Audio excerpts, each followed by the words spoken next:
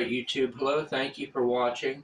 Today I'm going to try my first ever simple distillation. But some distillations can get super complicated. There's also something called a fractional distillation. So what I want to do here, and I have no need for this, I want to do this in the interest of science in order to learn so I can fry bigger fish another day, is I want to see how much of the water I can get out of this vinegar. This vinegar here is 6% acetic acid, so 94% of what's in this jug is going to be water. I only have a 500 milliliter flat bottom flask here. You can only fill the boiling flask probably slightly over half full with that. So the theory of it is by separation through the boiling points, the individual boiling points of the mixture, is to distill off the water from the mixture. The boiling point of acetic acid is about 32, 33 degrees higher than water. So as this mixture heats up, the first thing to go into vapor will be the water, since it has the lowest boiling point. So the water vapor rises up to the T section here, to the distillation adapter, and then condenses in the condenser and falls back into the flask. That's the theory of it.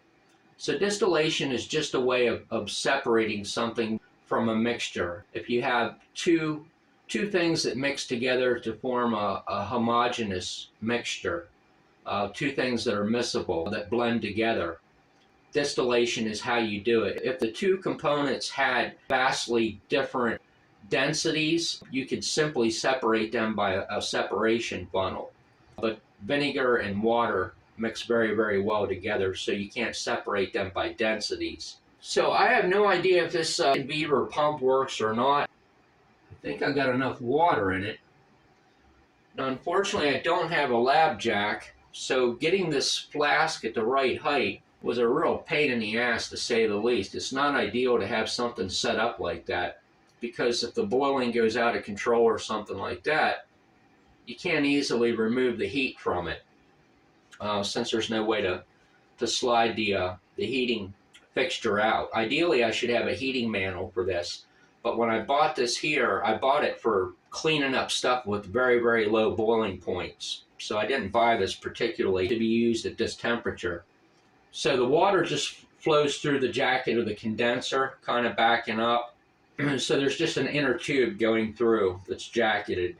So then the cold water just flows around that tube, which condenses the vapor back into a liquid. So it's a tube around a tube. I don't know, let's flip it on and see what happens.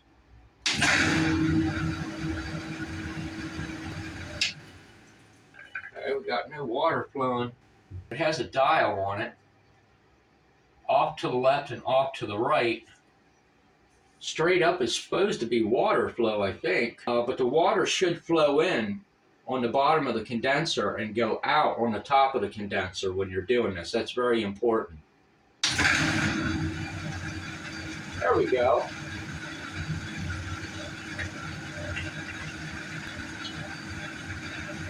Wow, that's really got a crazy amount of turbulence to it on the bottom of the condenser. Chemistry is such a fascinating thing, man. Well, it's not really chemistry, but you know what I'm saying. So my thermometer is 230 degrees Fahrenheit to the top. I would have liked to have done this with a different kind of thermometer. Something like this, it's easy to read, but this has got a long stainless steel probe on it. It's just not going to be ideal for this. I'm not going to grease this whole joint because I think it's kind of a waste. Plus, if you get grease on the inside, I mean, it's kind of hard to clean out. You can use acetone or something, but this is just silicone grease. Really, I don't think this needs grease on it at all, to be honest with you, but in the interest of doing things properly. But I think there's some errors in the glass making when they made these things, because the angles don't match up. It took me about an hour to actually set this up. This angle coming down doesn't match the angle coming into here. So I think there's 250 milliliters. So 250 milliliters times 6%. 15 milliliters of acetic acid is the most amount that could come out of that. That's why you kind of need like a damn 5-liter flask to do this when you got something that's got so much water in it. But you really can't fill a boiling flask up too high. So we'll just try it with 250, and it's just kind of more important that you know how much you put in it, really. I am not sure how this unit's going to run without the thermometer sitting into the mixture, because there will be nothing to turn the temperature off on the hot plate, because it senses through this probe. Let's see if I can get this into another thermometer adapter and put it in here, because this is just going to constantly call for more and more heat. My brand new phone is on the fritz again. I recorded the first part of this video with it, and the audio does not match the video that's in the frame. So, son of a bitch. It's the best way I can put it. Not getting much boiling at all. The vapor's just condensing right back into the flask. I didn't put a starfish in this thing. I have a feeling putting the starfish in there is only going to have a tendency to cool the mixture down. For some strange reason, the temperature just started shooting up quite all of a sudden. I'm not sure what to make of that. So it's almost at the boiling temperature, according to that thermometer of water, on the red mark, which you can't possibly see up there. It took a while. We had to get that temperature up to 212, and then it started, the water started coming over into the flask. This pump is pretty darn noisy, I will say that. Try dropping a couple ice packs into it.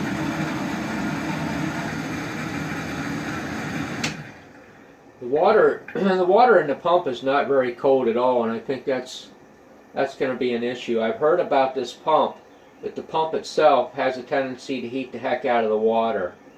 So I think I'm going to have to get this water in this tub cooled down more. Not much water came over.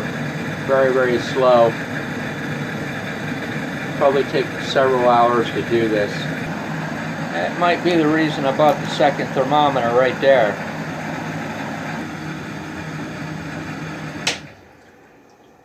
So this has been running for about 45 minutes here. I'm actually starting to get pretty good flow coming out of the condenser now. There's probably, I don't know, you can kind of see it was somewhere up there. I don't know if there's probably 50 milliliters in there at least.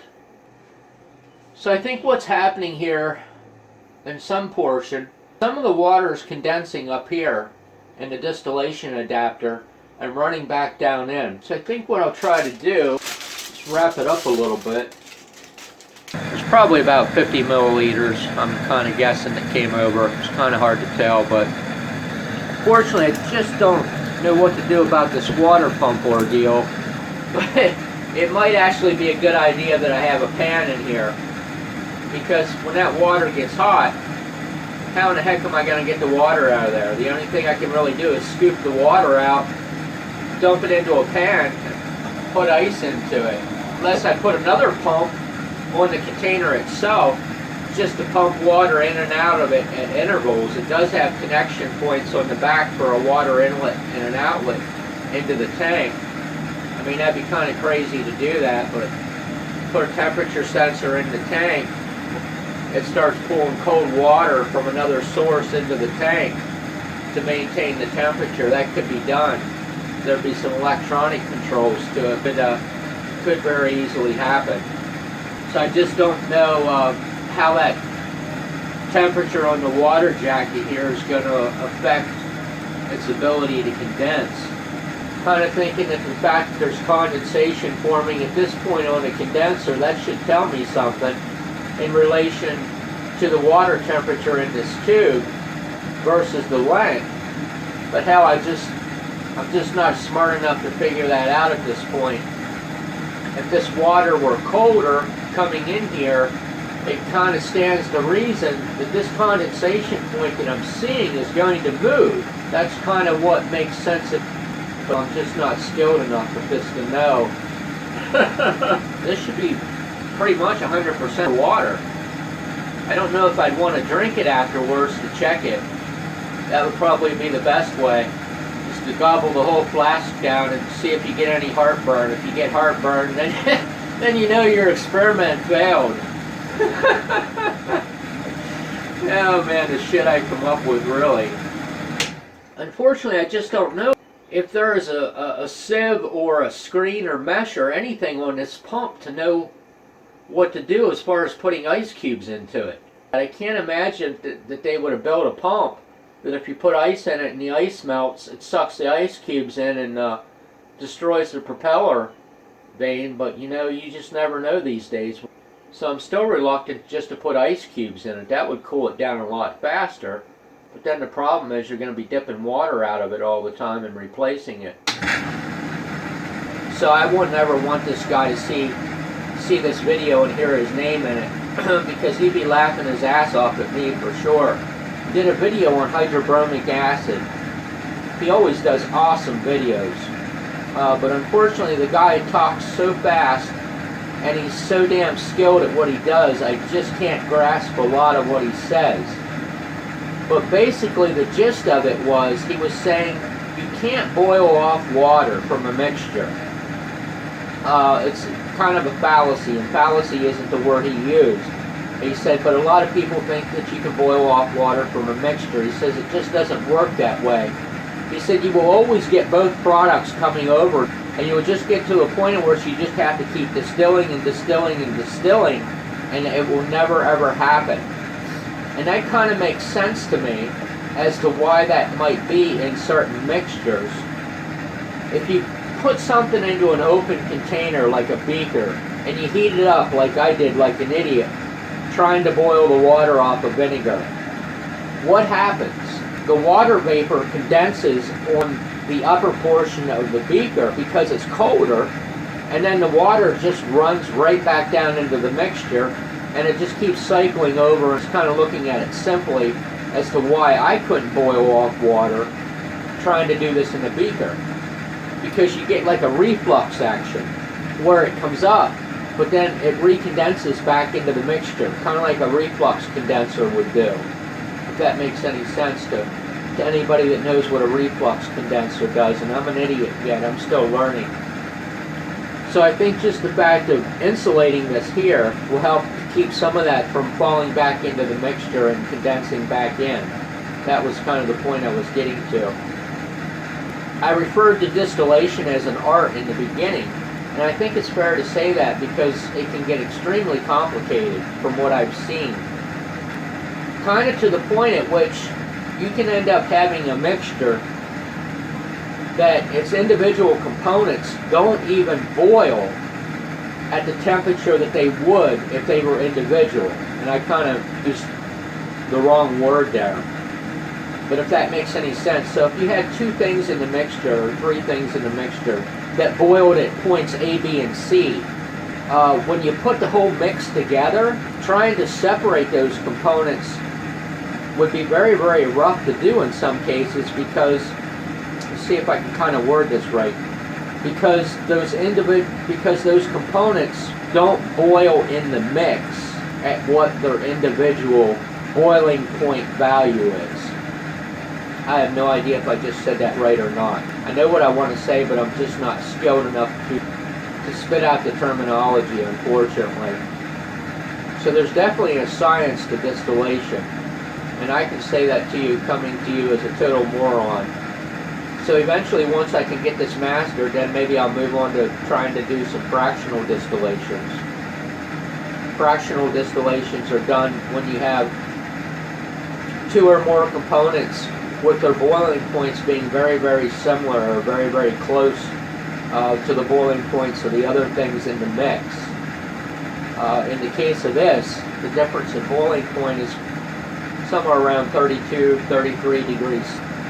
And while that is fairly close, apparently it is far enough apart to be separated by simple distillation. If the boiling points were closer together than, say, that this 30-some degrees that I'm working with right here, then you would have to do what's called fractional distillation, which is a whole other can of worms.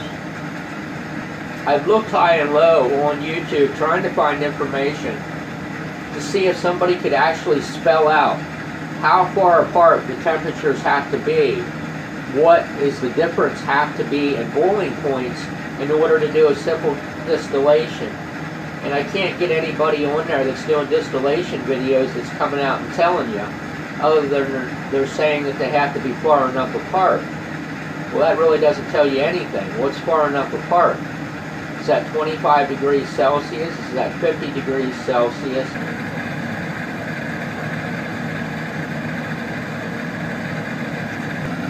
This point here hasn't moved. It's been constant pretty much from the get-go. Majority of the condensation that you can see is about at 1/3 of the way down the condenser, maybe closer to half. And this is a very, very damn long condenser. I think this thing is like 400 millimeters long. I don't know. We're going to try it and see what happens.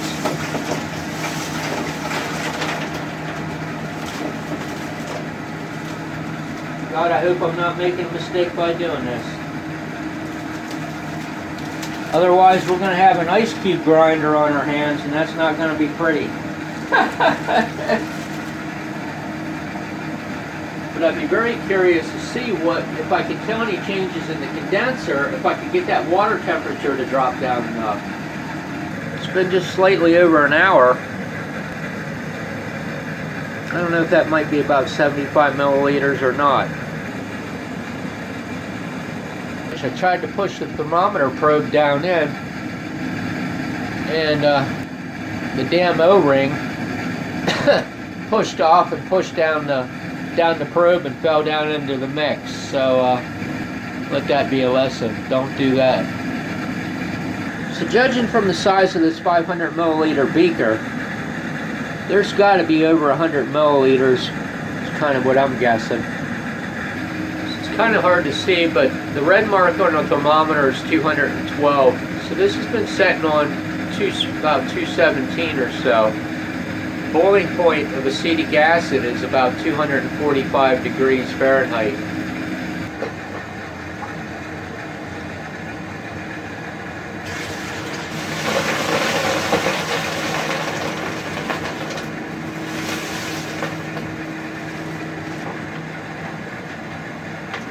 Uh-oh. Hope that wasn't too much ice. I'd really hate to send these people who made this water pump hate mail today. Turn that off for a second, man, that's annoying.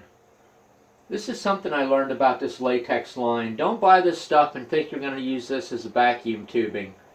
It just does not work for vacuum tubing. As soon as you turn that vacuum on, this whole tube will just collapse. So this is kind of like slingshot material, like you'd use to make a slingshot with. But yeah, it's not good vacuum line, but it's working out for this okay. It's been about an hour and 45 minutes now, and I'm kind of getting down to the nitty-gritty here. The temperature is still solid on 217 degrees. It seems like there's slightly less liquid coming over than there was. Probably the reason that is because the volume has went so low in the flask. That would kind of be my guess as to why. That's got to be over 150 milliliters, maybe 175 milliliters in there, because I think my fill mark was about right to the top of that sticker with 250 milliliters in it. Now you don't want to boil a flask down low, I know that much. So this might be the point where I just have to end it here because there just ain't enough material left in there. I could add more back in through, but there's really no need to do that at this point. I just wanted to try this to see how it was going to work out. Cool down, measure it out, just see how much is still in there. Check the volume on it compared to subtracted from what I put into it. See what that ends up equating to. I never intended this this little $57 hot plate to do this, but it got the job done. The mixture does appear to be substantially darker in color than it was. You know, the funny thing about chemistry is it's probably like pretty much anything else you've ever experienced in life. You never have exactly what you need, and you never have enough. I'm just starting out, and I already know that. Haven't exactly done anything, with the exception of bought a whole shit pile of stuff. I seem to spend more time buying the stuff than I do using the stuff. Kind of like a Trojan horse. If anybody knows what a Trojan horse is, you bring it into your house and you open it up, and before you know it, the whole pagan army pours out of it.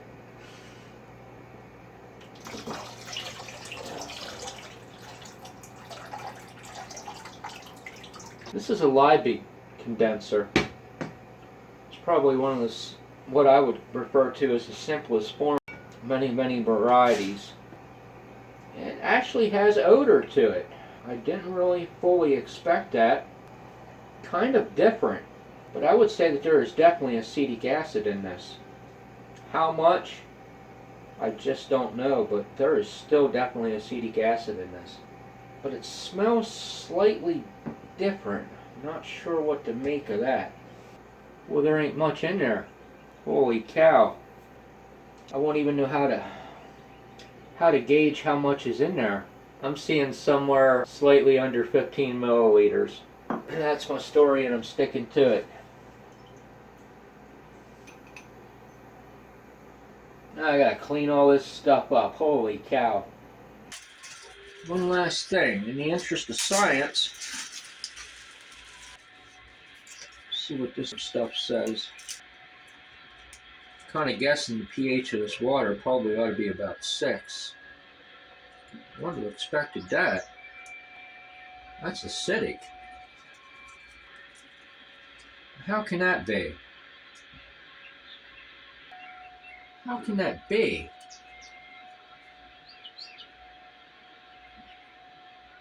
That's a pH of 4. That's normally what the pH on vinegar reads, is a pH of 4. At least according to my pH papers. Alright, I completely failed my chemistry, that's for sure, and I'm just getting started. So to sum up today's events, man, not a good thing here. I see people put failed chemistry videos on YouTube. I see it happen, and you know, I always kind of admired that, and usually when I see that happen, I'll give them a thumbs up, which I normally would in either or any case, and I'll usually comment and tell them that their video was very good, and you can still learn from them. Even though you didn't get the result you were expecting, everything is about learning, and nothing is useless. But here I am sitting after 2.5 hours with 2 bottles of stuff, and I have no damn idea what I just did. With my reasonable level of intelligence, I can't make one single conclusion about what's in these 2 bottles. So this is what was left in the flask. Less than 15 milliliters, probably about 13. Now I would have expected this to be acetic acid in this. It is not. So right there is the whole failure of what I was trying to do. This is supposed to be water. Now here's the bizarre thing. This doesn't really smell that much different than what the bottle itself does. It's ever so slightly different, but in all actuality, in comparison to this bottle, this smells more like vinegar. Strange vinegar. Now this, which is supposed to be the acetic acid, and you certainly don't do this in chemistry with anything. I stuffed that thing right straight up my nose there. I can't smell anything in that bottle. So my question to somebody that knows what they're doing is, what the hell is in this bottle? Is it impurities? that didn't come across in the distillation? Is it something that's added into the vinegar that's not labeled on the bottle? Because that's how things are when you buy them. You have no idea what's in them. That's one of the things that's so frustrating about starting chemistry. You can't work with stuff when you don't know what's in it. And a lot of times people don't even come right out and tell you what's in it. Even if you look at the MSDS sheet for it, you'll see stupid stuff like basically written, we can't tell you, but there's other things in here, but they're trademark secrets. And they put that kind of stuff on an MSDS sheet. Now isn't that something? Kind of shady if you ask me. I have no idea what I just did today. Now I do want to say this.